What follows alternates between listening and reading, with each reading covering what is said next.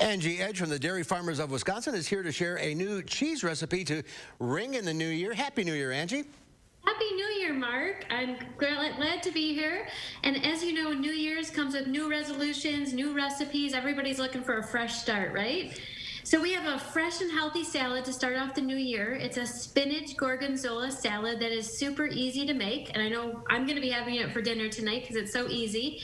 You're going to start with one large bag of fresh spinach to get your colored greens in your diet.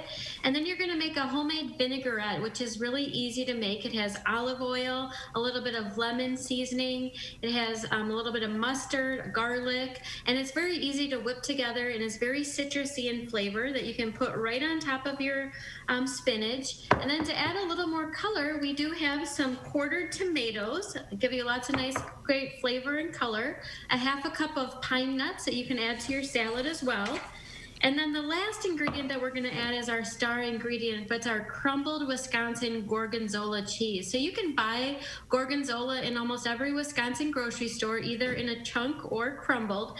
And it really adds a really tangy, robust flavor to your salad. So very easy to make, very flavorful. You can serve it as a side dish, or you can even serve it as a main entree, maybe with a little bit of chicken.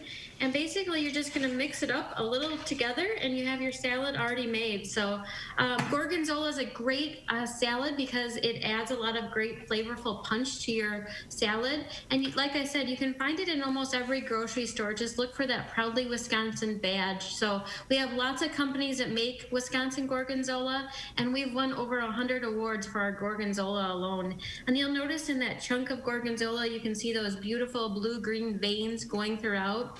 And that's what really adds a lot of the great flavor to the cheese as well. So, Mark, with the new year, I encourage you to try some new recipes, new cheeses, and you can find them all at wisconsincheese.com.